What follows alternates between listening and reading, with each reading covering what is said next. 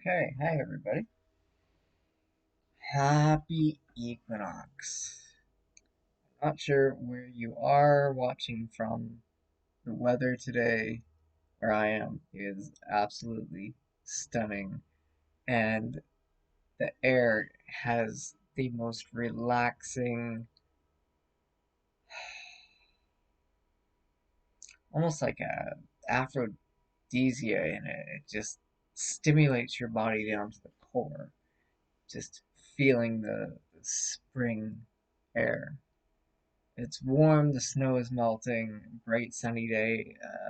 It's been good weather to be outside with the kids. And as much of a perfectly defined first spring day as I think I've seen in quite some time. And it comes with the good news of, you know, everything in the world getting better in the areas that they are getting better. And it's been a good week. It's been a good week. One thing that came across from my larger experience that I was speaking of last time, as the integration to it, it's the connection that we have with each other, the appreciation, and the core concepts that we need each other to survive. And it just always feels so good to be able to do something for somebody else. And we love receiving gifts. We love being loved in return. And that connection piece, that heart chakra opening, has really been part of my experience in the integration phase over the last week. Since my experience, it's a healing almost on a science fiction level. And I think what's the most impressive part about it, going through these experiences and then the process of the healing and the integration afterwards, it's that in the moment, sometimes you don't even feel or acknowledge that anything has actually happened. And it's when you sit and you think on it. And if there is any thought worth having, worth ruminating on, worth really picking apart and breaking it down to its core. It's the messages that are given to you through these medicines.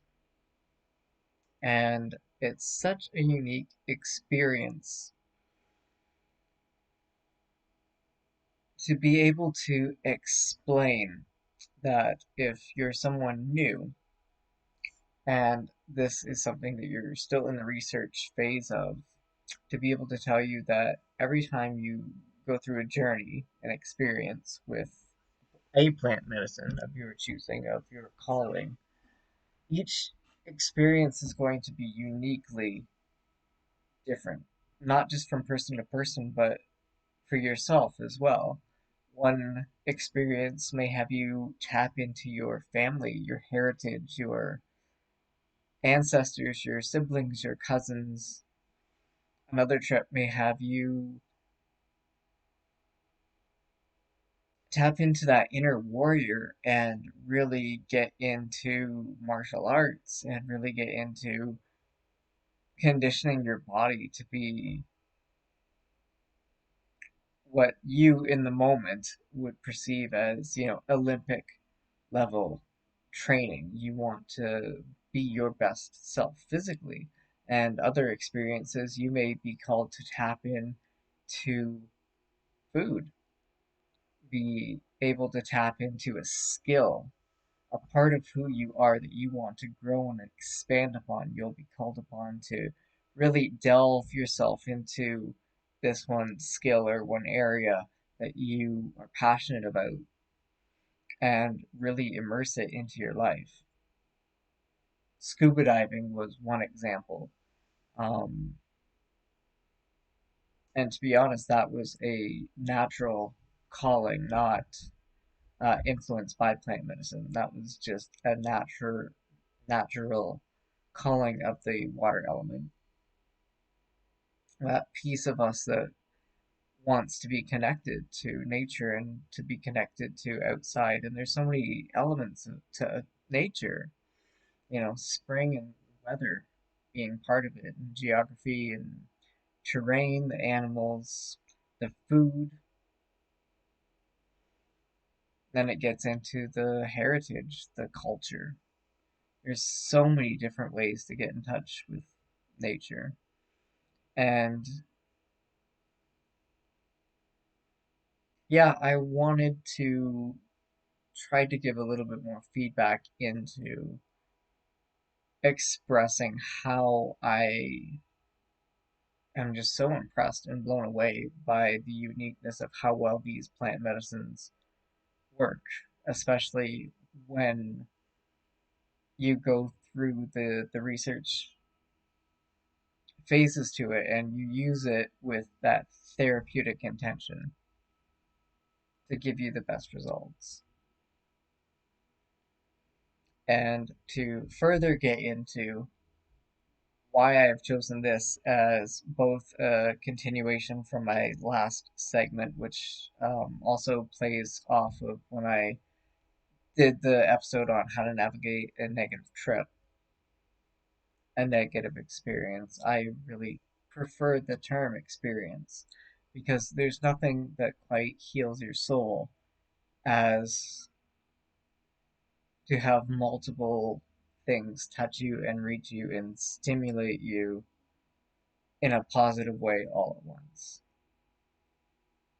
is how I like to define it. And so I've been speaking to somebody who asked me a little bit more about navigating into the negative areas of this. And what had happened is they had done DMT for the first time, and their mind didn't perceive what was happening with their body in that state of knowing that you are having an experience. Sometimes people forget and they really do think that if they're feeling that they're falling, if they feel that they're traveling or falling very quickly, they perceive it to be real. And it's quite a startling moment in the experience. And as I mentioned with my segment on navigating a negative experience, it's knowing from other people what to expect when you are using these plant medicines. So the research helps you get through it, and they were asking me specifically about breathwork and other things that they can do when you're in a position and you realize you're freaking out or your mind isn't quite in sync with your body and there's that state of panic. So, one thing that I'm going to go through first, we're going to go with yoga and balance, stretching. You can exercise with weights. Not something I really do too much if I'm going through an experience. Although I do have other physical activities and physically demanding challenges that I'll put myself through to help my body's nervous system anchor in that exercise. Again, for the physical training and the conditioning.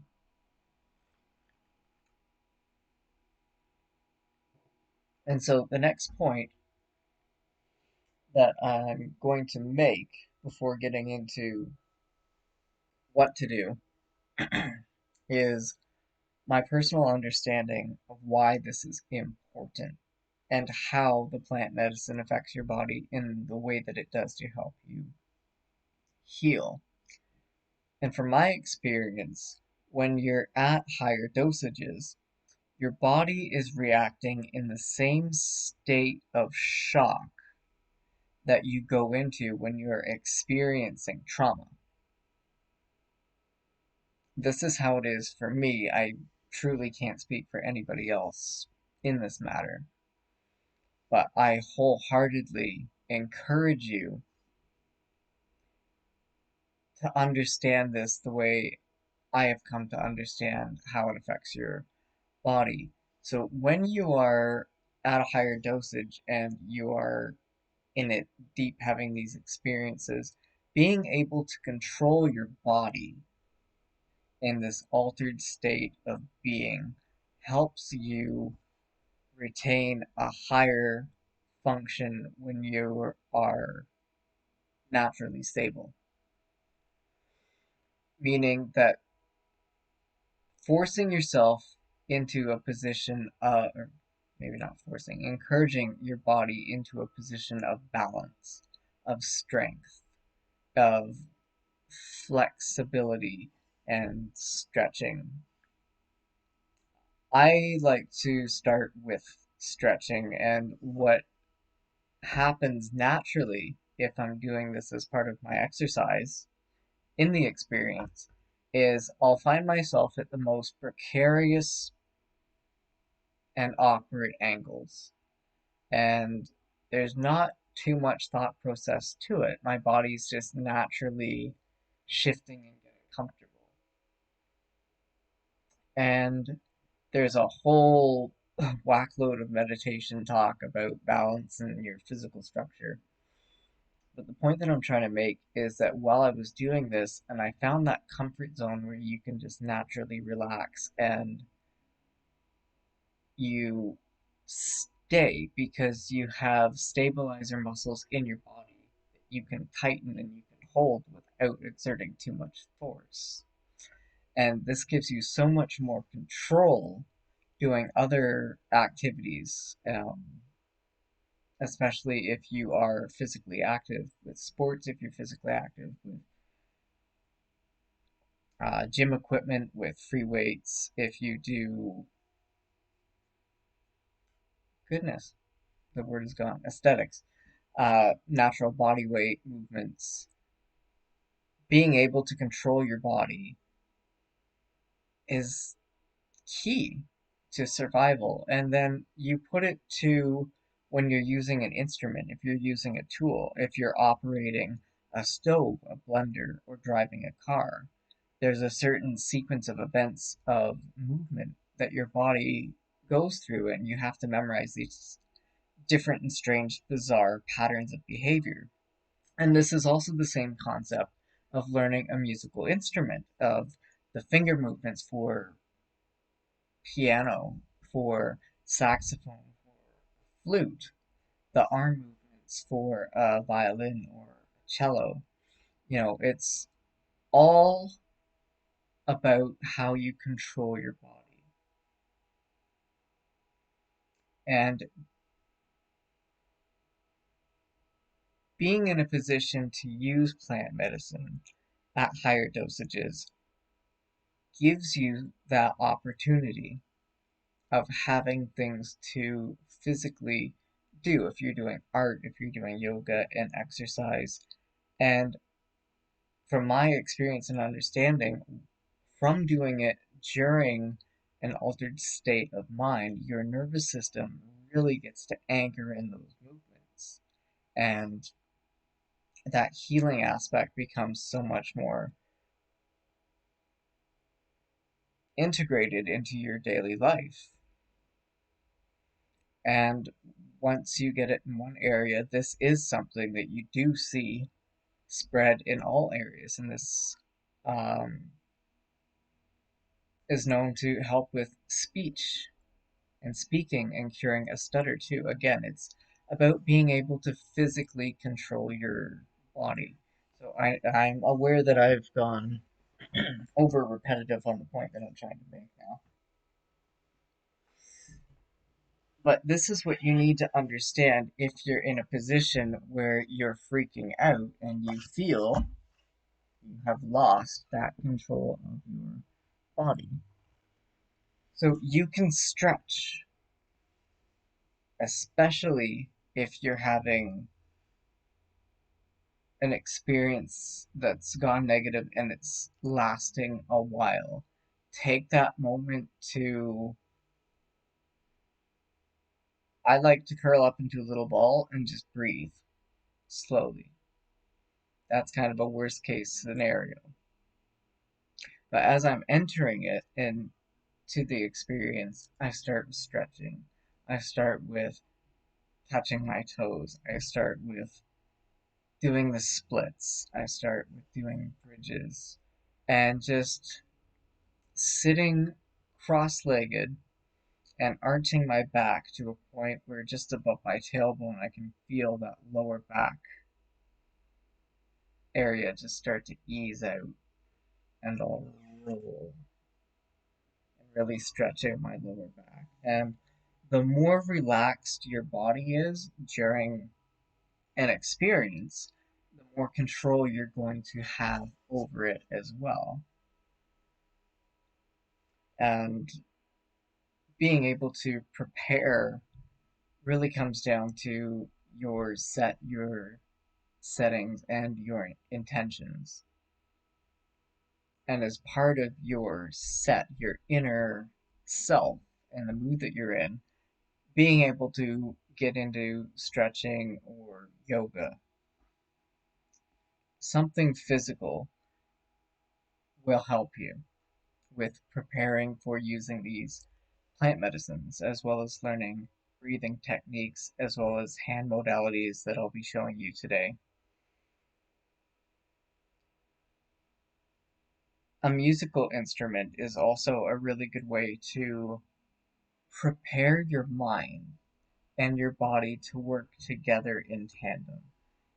Especially if you're new to it, I found that was one of the most disorienting moments in life, other than trying to write with your non dominant hand, was getting your brain and your body to work in unison to learn an instrument, to play piano. I'm still learning guitar. It's one of the harder things, I would say.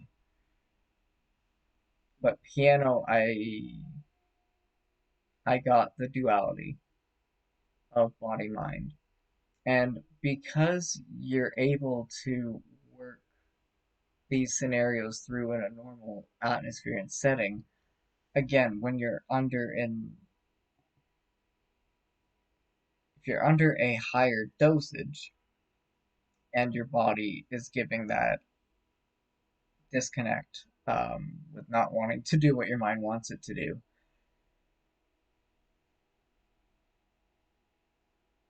the practice of these things in your normal life is really going to help. It's also been known through history for martial artists to practice these same inner concepts of being able to control your mind and control your body. And if you think of it from a warrior perspective, if you're in an actual life or death situation, your body is going to be in that state of shock. And it's that same consciousness level that you get to and achieve through things like psilocybin and DMT and cannabis, if you have the right dosage. And again, it's being able to control yourself that gives your body that sense of survival, that sense of relaxation, that sense of, okay, I feel confident. And then internally, your body removes itself from being in a state of fight or flight if you've achieved this mindset through using plant medicines, and your body starts to heal more thoroughly because its energy conservation has changed. Its priorities of staying alive has changed. Your body now knows that it is safe and that it actually doesn't need to keep learning how to do backflips to survive or whatever it is that you do on a daily basis that makes your body feel that it's in trouble, in a state of having anxiety and depression, that state that you need these medicines to heal.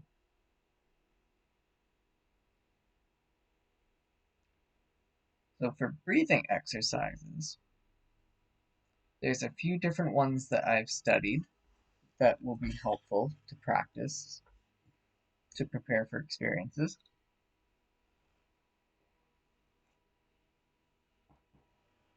I'd say the easiest one to get is breathing slowly. So you breathe comfortably. I have horrible lighting. I'm as white as a ghost, but that's okay.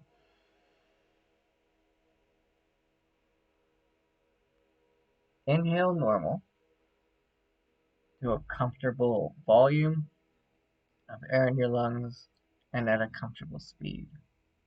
Hold it for a moment, just long enough that you feel your lungs want to naturally release. And what you're going to do is if you tighten your throat just enough, you bottleneck the air coming out. And it's very comforting to exhale slowly, and it helps to make a bit of a hiss.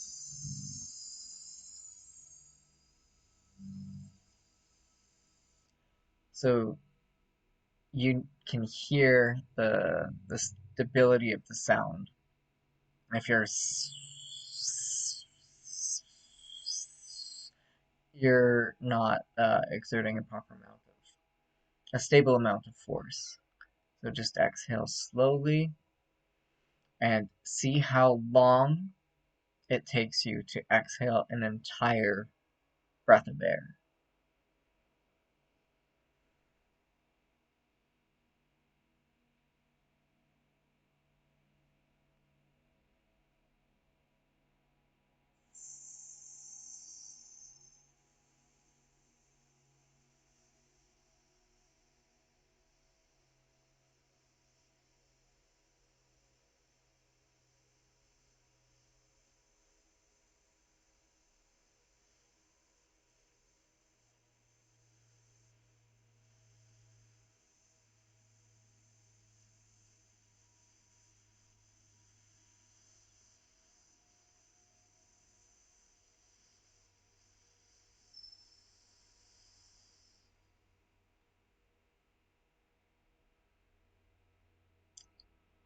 Your lungs are comfortably empty. Hold it for just a moment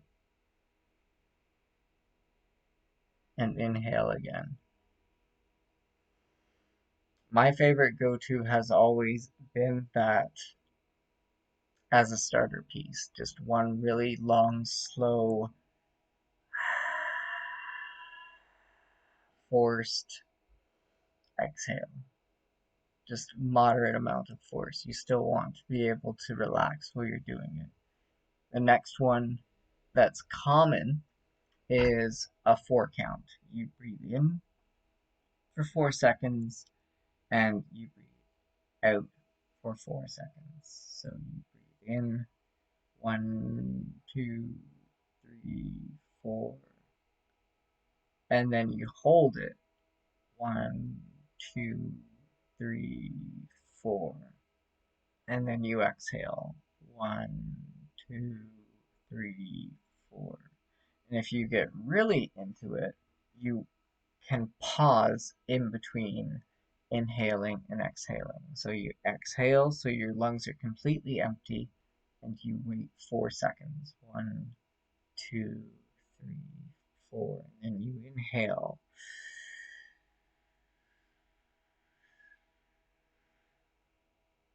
And you hold 1, 2, 3, 4, and you exhale 1, 2, 3,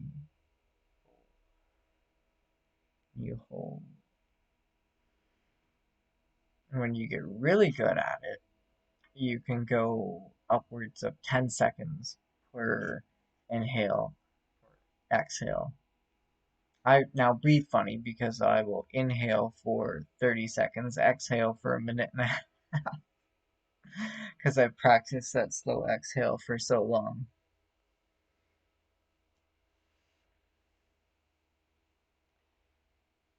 One thing that can be helpful that I like is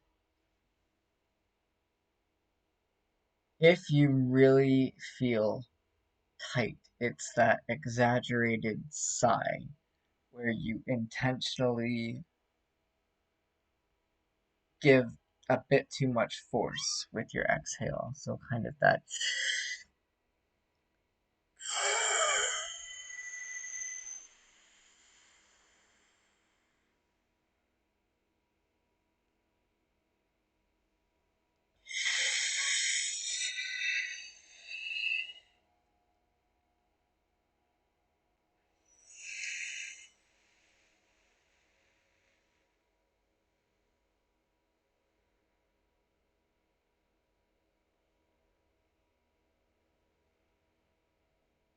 one's good. If you're in a state of like house is on fire, whatever you're perceiving, sharp forced in and out works. Some people do hyperventilating really quick, like the breath work you get in Kundalini yoga. That's a tool I have not tried yet, especially in a position being coached of having an experience where I felt that point of like, I'm freaking out right now, calm down.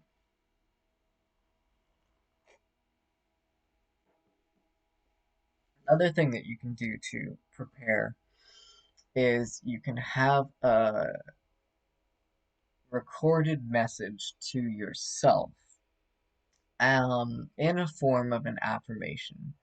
And if you acknowledge at any point in your experience that you're not in line with your body, your mind is freaking out, or your body is freaking out, or both are so misaligned that you're really not doing so good, have a pre recording of yourself talking yourself through a guided meditation. You are okay. This is your body healing. This is a state of panic and trauma that you have likely experienced before naturally because of the state of stress that you were in at the time.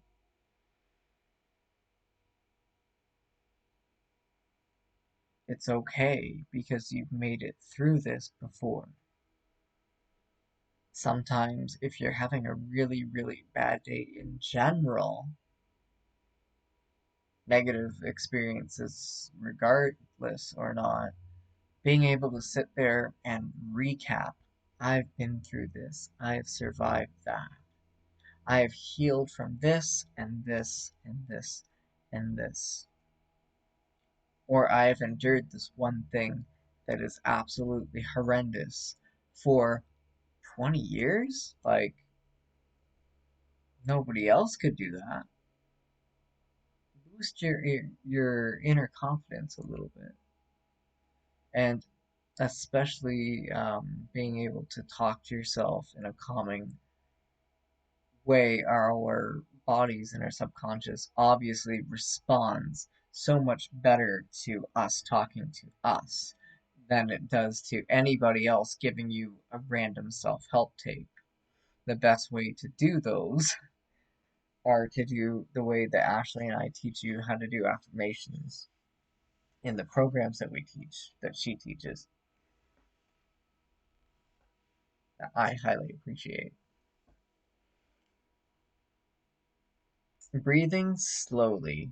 One thing that I do like to do, and it's not overly exciting to demonstrate or watch, I'm sure, is what I would describe to you as holding your breath.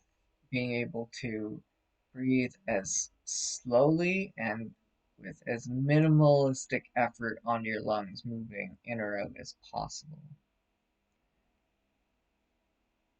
It's just a state of being still and relaxed.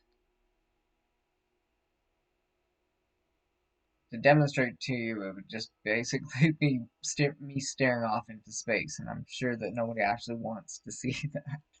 Although apparently there is a person on YouTube that does it quite well and is very famous for doing that. But it really helps to, if you're in a position where you can still control your thoughts and your actions enough to just be still. Be very still. Still your breathing, still your movements. And as you're being still, certain areas that can relax will, because you're no longer applying pressure to them by constantly moving. This is a really, really good way that I've always found helps when I need to steady and settle my mind for any reason.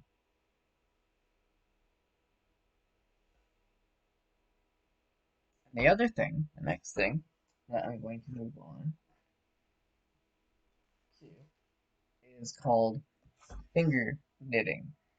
Now, I talked about this a little bit before, quite a while ago actually now, and one book that I learned it from, and you can find them on YouTube and people to demonstrate them. This book is Ninja Mind. I'm getting such hard light hits.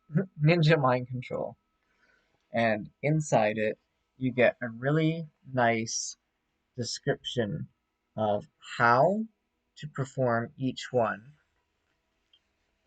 each finger positioning, as well as what they represent. Strength being the first one, direction of energy being the second one. There's 9.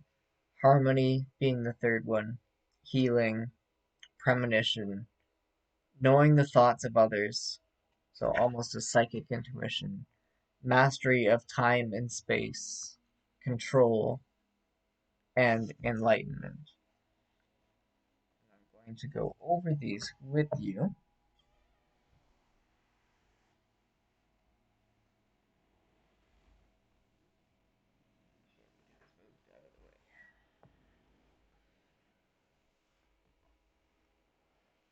So the first position, and I wish I could have this book open. This is strength. And I know all the positions, and I'll walk you through them first, and then I'll go back and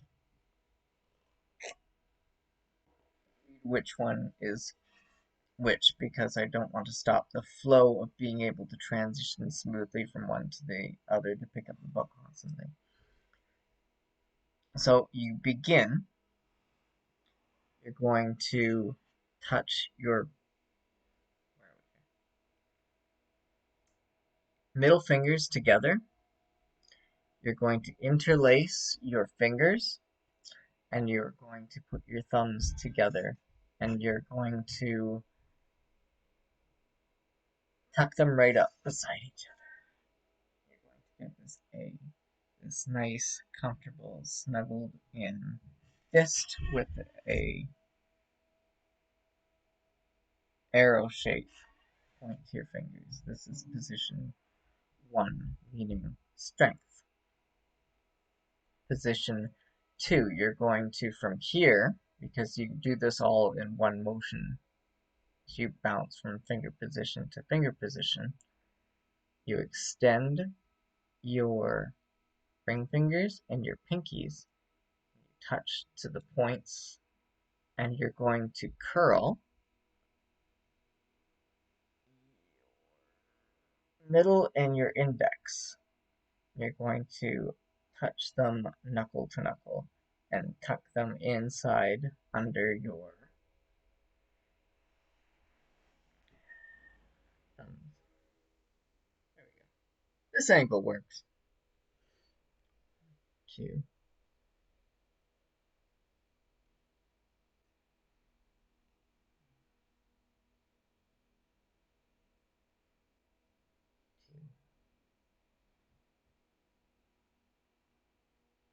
go into your pointer finger,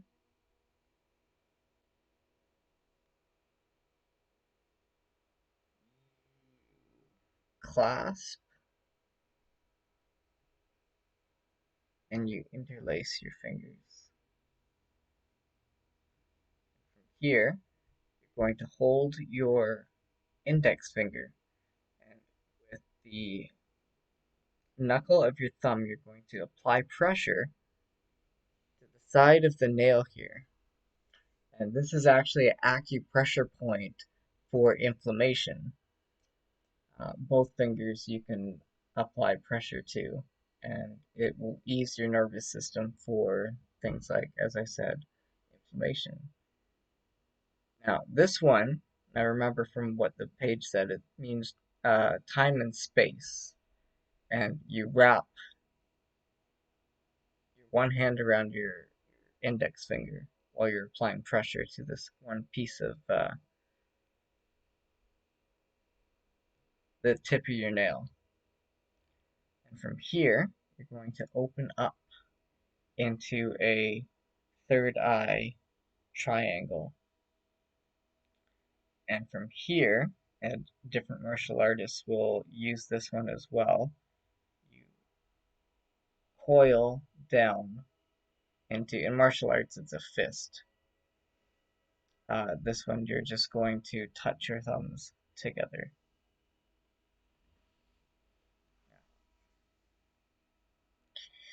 So position one, and I apologize, I actually missed position two. So one, position two is you put your index fingers together and you're going to coil your middle fingers around them like a heart.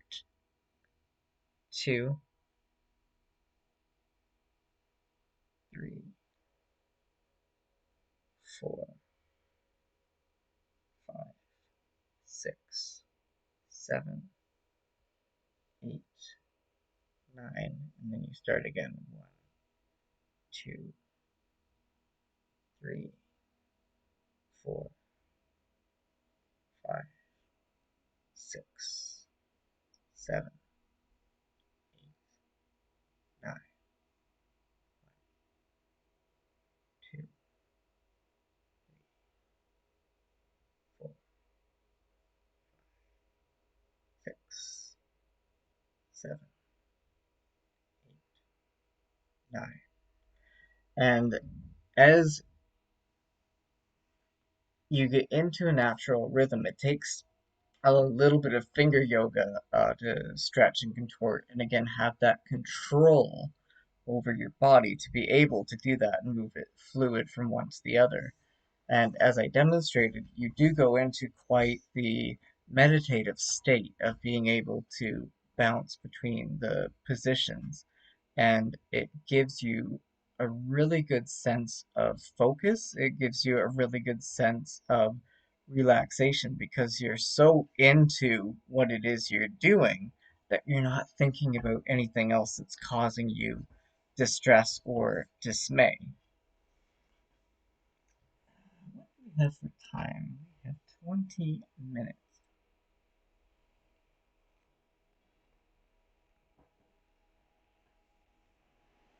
I am going to grab my crystals here.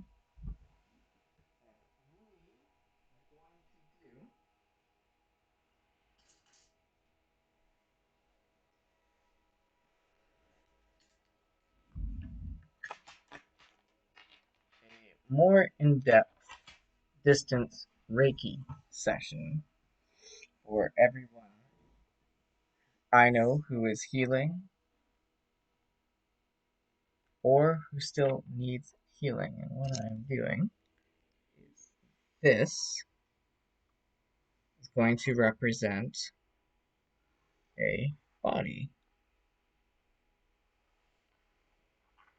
and that of their chakras.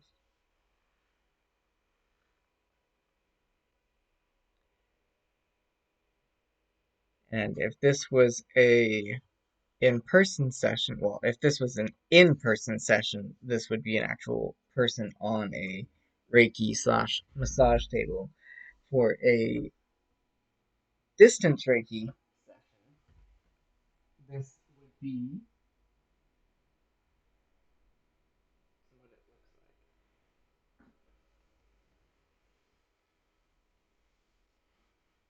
like. So what we do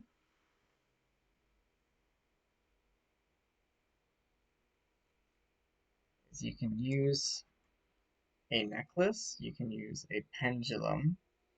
Right now I'm going to use what was a very special gift given to me. And you use it as a pendulum. And you hover it over the chakras.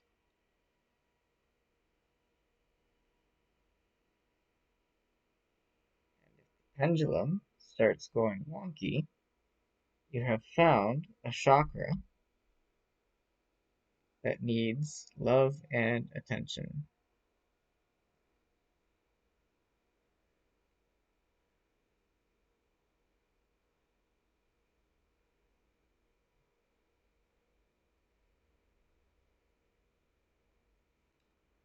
I feel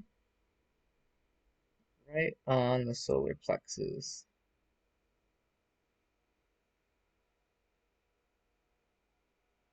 So what we do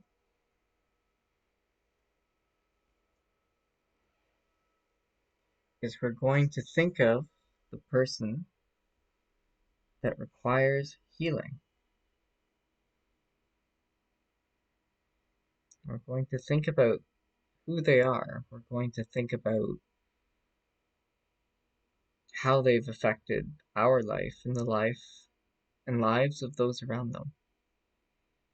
We're going to feel their place in the universe and who they are and why it's important on so many levels that they be healed.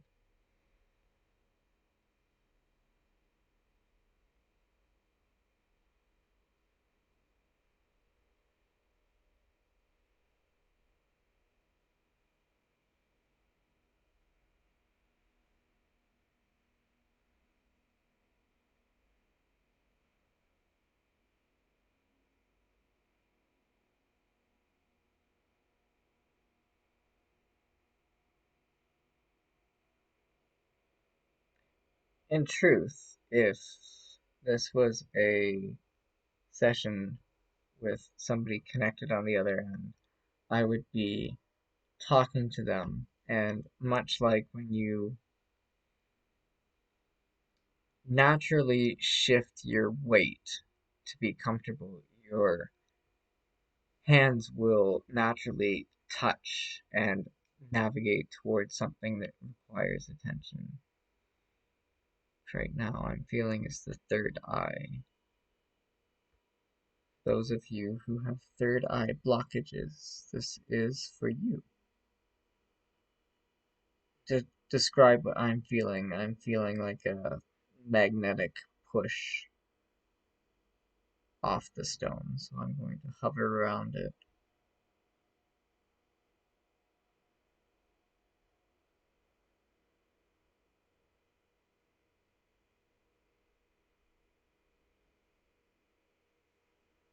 Feeling root chakra. Collective fear, maybe.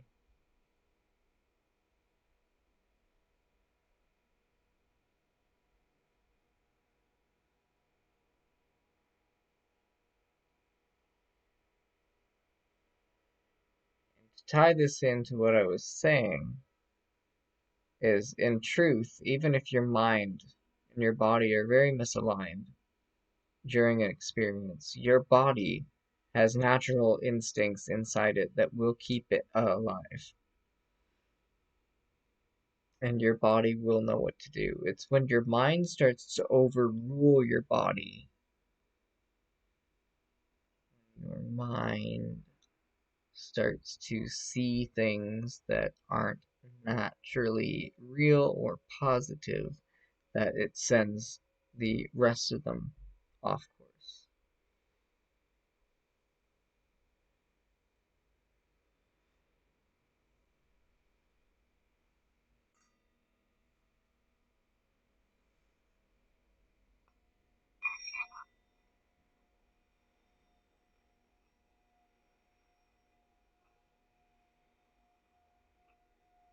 And some high vibrations to anybody who's struggling with root chakra.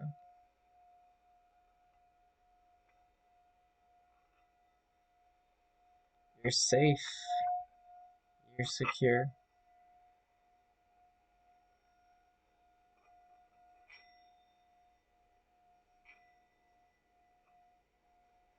You are happy.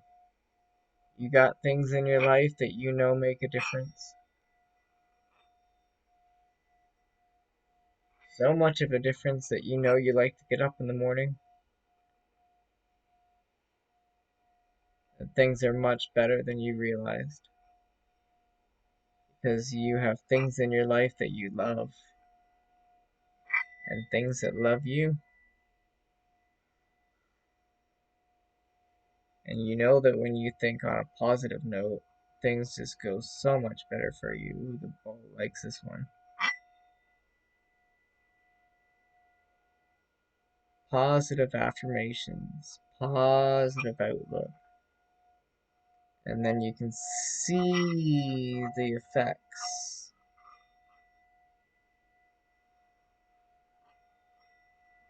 You can see what you want. You can see where you're going and you can see how to get it. You can see the action steps, the motivation, the physical things that you have to do to change the path you're on to be the one that you deserve.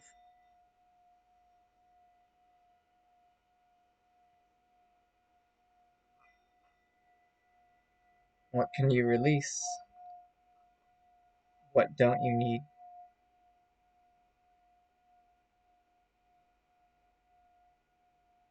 What doesn't need you?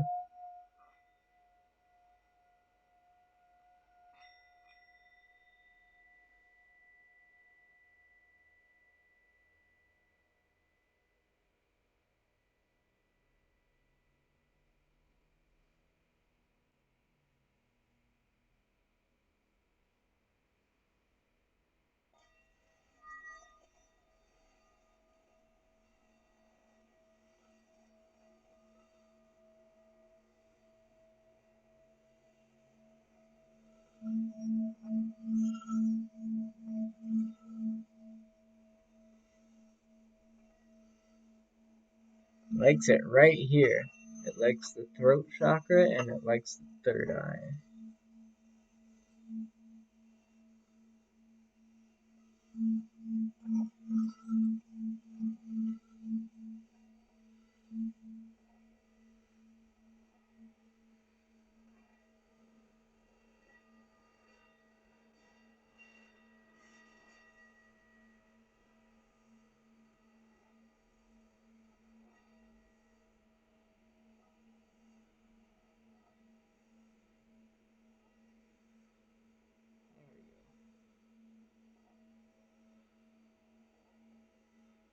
Help balancing the root chakra.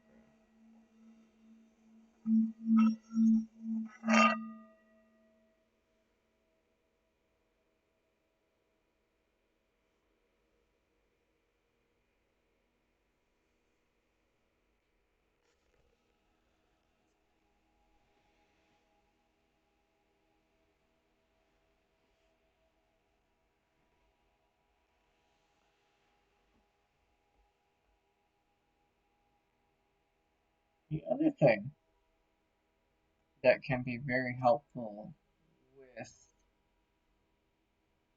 staying calm if you're having a bad trip, a negative experience, is having something that you can physically hold, something that you can touch.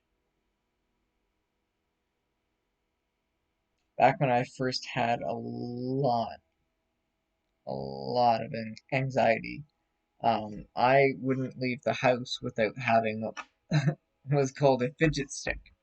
And essentially, I worked at a pallet repair factory, and there was always little pieces of wood and whatnot splintered around on the ground. So essentially, I would pick up a little kind of magic wand baton piece of debris, and it just gave me something to connect with, to keep me grounded. You know, when you can touch it, when you can squeeze it, you feel it, you get that kinetic sense of touch. It's soothing. There's those stress balls that you can squeeze. There are different materials and fabrics that are really good too. You can get something really soft, literally like a comfort blanket that you can hold and you can just feel and you can experience. And that can help keep you grounded as well. Breathing techniques, the ones that I covered here today, and there are so many more. There are breathing techniques to induce natural DMT in your brain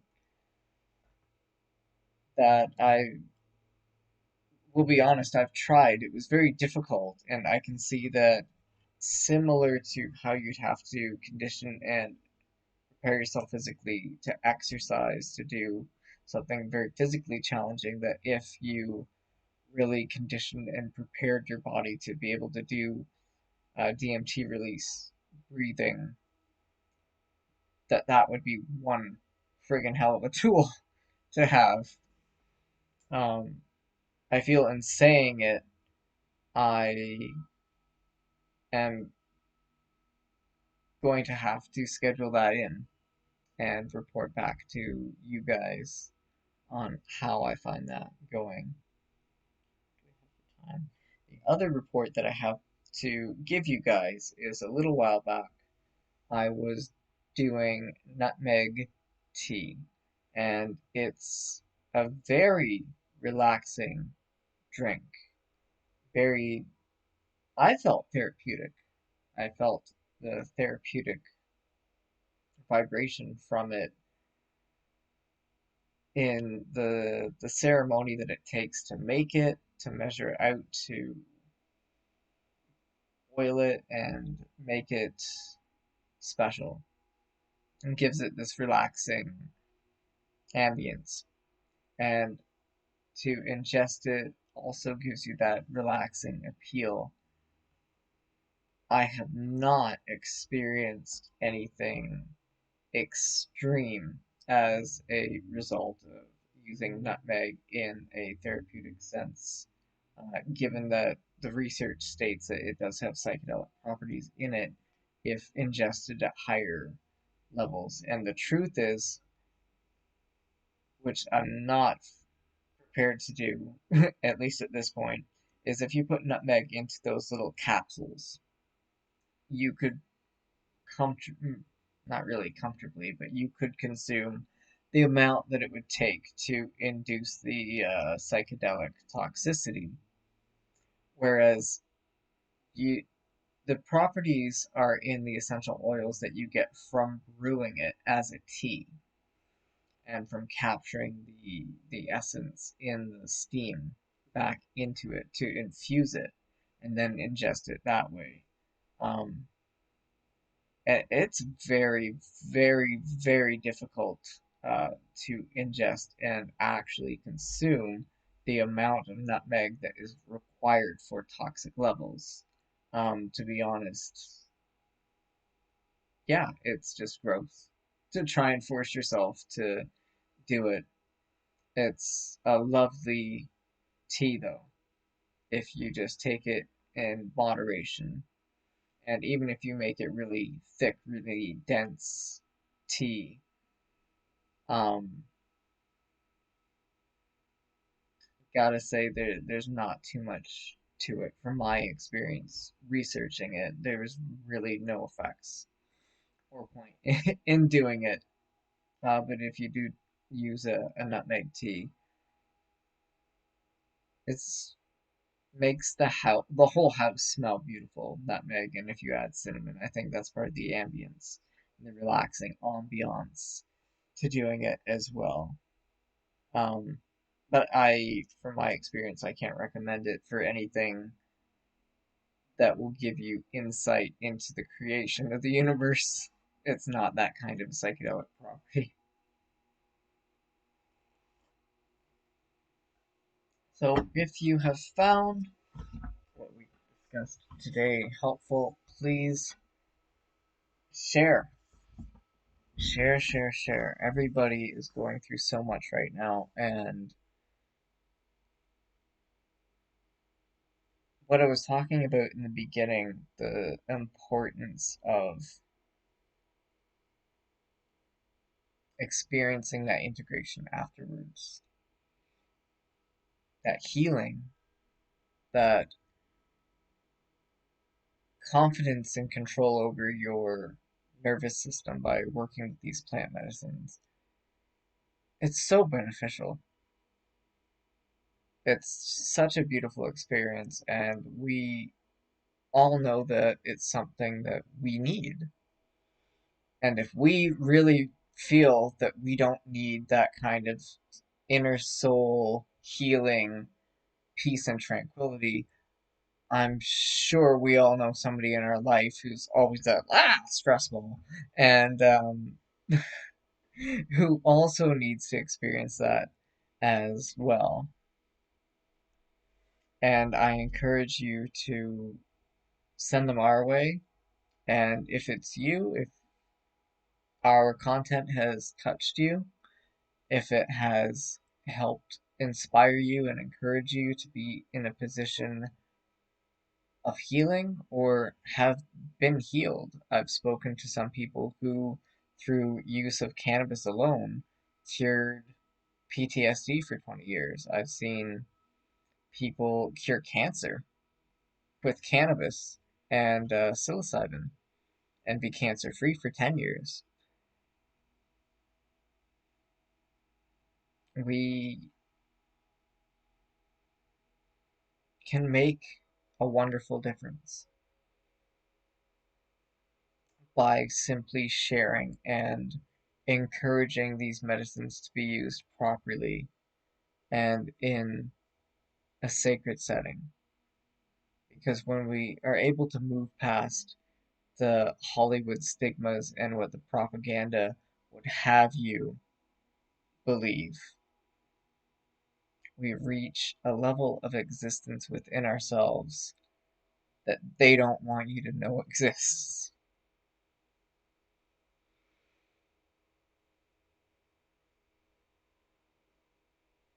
So, by all means, let us know if you have a testimony you can give us, how we've helped you, how plant medicine in general has been able to help you, and especially that integration phase. The I just fell out of my body and off the face of the earth, and like I'm so freaked out. I don't know what's happening. And then a few weeks later, you notice that you're no longer afraid of anything because you're so confident that suddenly your social anxiety has poof vanished and disappeared.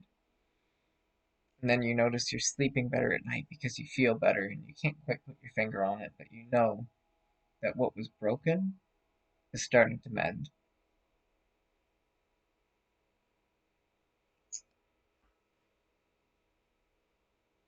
I will see you all next week.